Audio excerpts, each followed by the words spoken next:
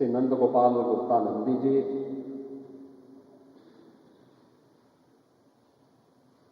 महापौर प्रयागराज श्री गणेश केसरवानी जी, माननीय सांसद श्री प्रवीण पटेल जी, विधान परिषद के हमारे माननीय सदस्यगण श्री सिद्धार्थनाथ सिंह जी, पीयूष रंजन निषाद जी, हर्षवर्धन वाजपेयी जी, नवनिर्वाचित विधायक श्री दीपक पटेल जी, विधान परिषद के सदस्य श्री सुरेंद्र चौधरी जी, अधिष्ठाता कला संकाय इलाहाबाद विश्वविद्यालय प्रोफेसर अनामिका राय जी, विश्वविद्यालय के सभी सम्मानित आचार्यगण और विश्वविद्यालय के द्वारा जिन्हें अभी यहां भी सम्मानित किया गया है,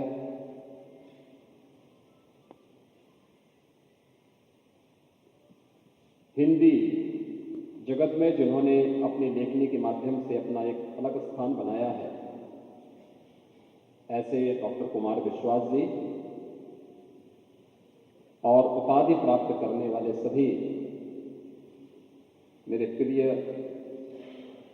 युवा साथी छात्र छात्राएं,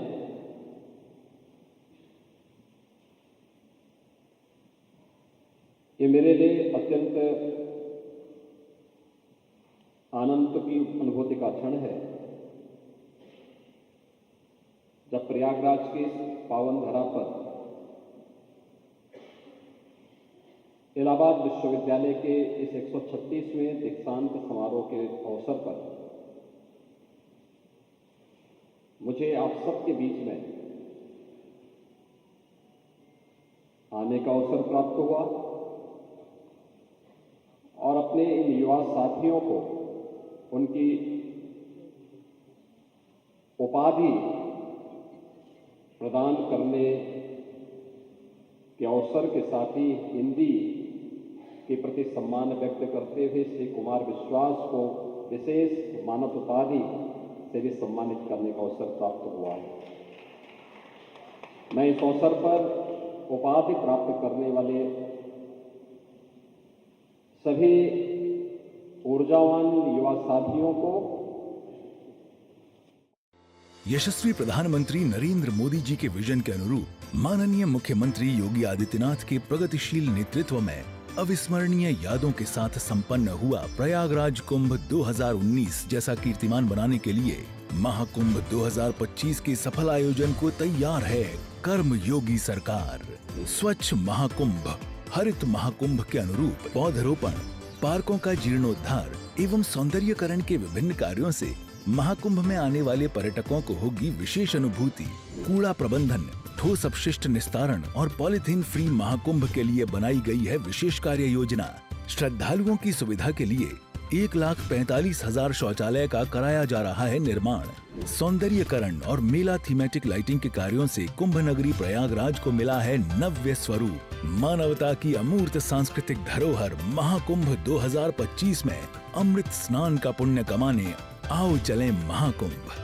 एनपीएस वात्सल्य ये किसने दिया? ये हमने दिया है। सभी चाहते हैं अपने बच्चों की आज की नहीं कल की जरूरतों को भी पूरा करें, इसीलिए हमने चुना है एनपीएस वात्सल्य, जो सालाना 1,000 रुपए के निवेश से भी शुरू हो जाता है। एनपीएस वात्सल्य आप 18 वर्ष तक के बच्चों के लिए ले सकते हैं, जो 18 वर्ष बाद खुद ही एनपीएस अकाउंट में कन्वर्ट हो जाएगा। इसीलिए कहता हूँ हर उम्र के लिए एनपीएस जरूरी है। लंबी श्रृंखला देने का कार्य रहा हो, कोई भी ऐसा क्षेत्र नहीं था जिसमें एक समय, चाहे वह प्रशासन का हो, जिसमें ज्वाइंट मजिस्ट्रेट से लेकर के कैबिनेट सेक्रेटरी तक प्रतिनिधित्व इलाहाबाद विश्वविद्यालय करता हुआ दिखाई देता है। लेकिन समय की गति होती है। और जैसे कि यहाँ के कुलपति जी ने अपने प्रारंभिक उद्बोधन में इस बात का उल्लेख किया,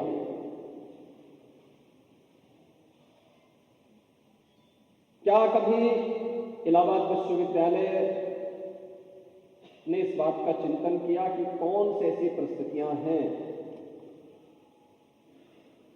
क्या हम समय के उस प्रवाह के साथी बन पाए? क्योंकि कालचक्र तो किसी का इंतजार नहीं करेगा, उसकी गति तो निरंतर चलती रहेगी। और अगर हम उस गति से 10 कदम आगे बढ़ करके चलते हैं तो समाज, देश और दुनिया हम सब का अनुसरण करती है। और अगर हम उससे पीछे हैं तो हमें पिछलग्गू होने के लिए मजबूर होना पड़ता है।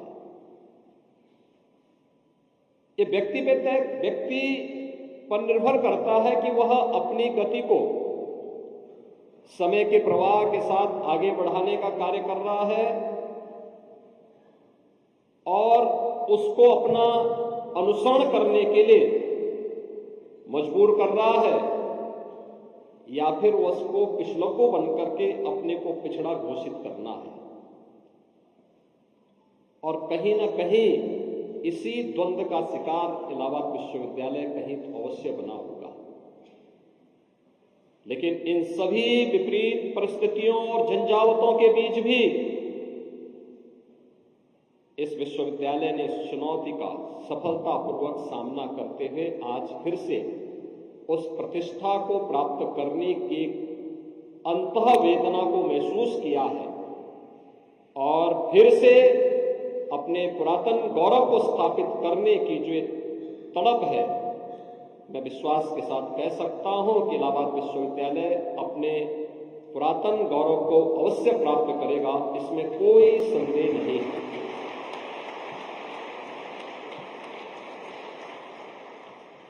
मैं यहां पे कुछ बातें देख रहा था जब यहां पे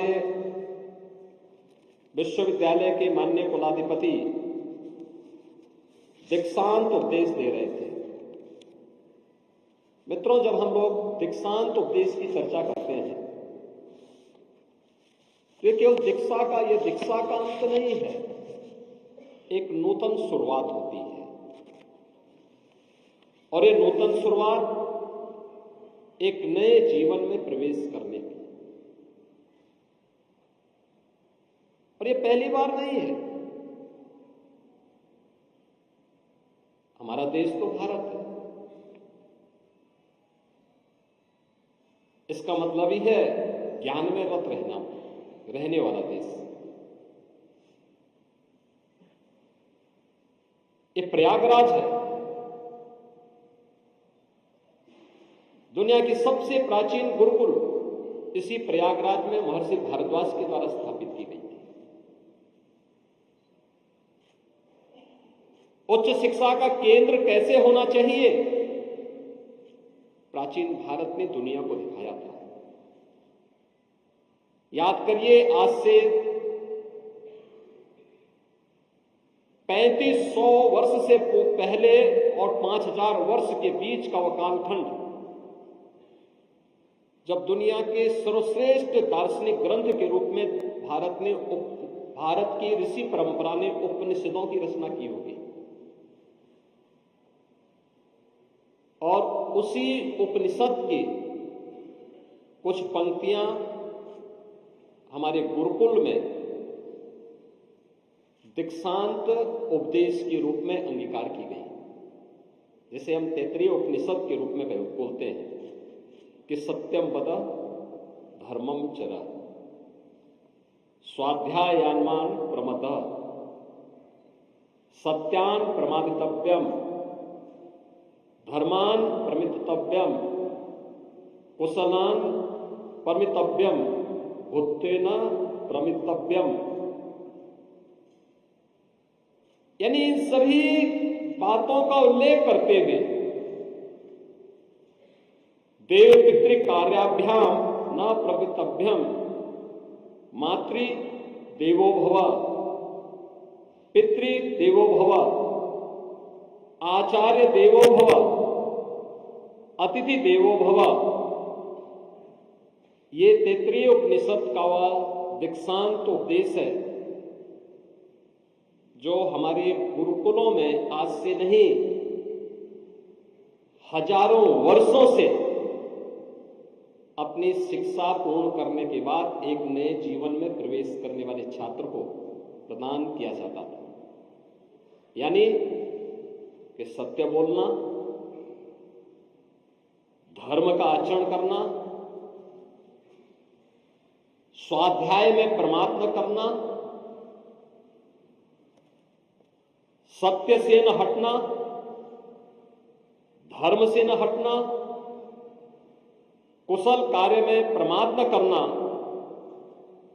महान बनने के अवसर से वंचित न रहना,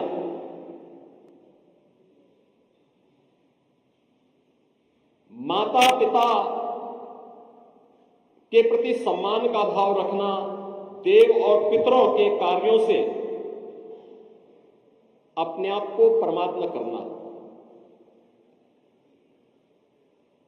अन्य दोष रहित कर्मों से अपने आप को जोड़ना। यानी किस पवित्र भाव के साथ जब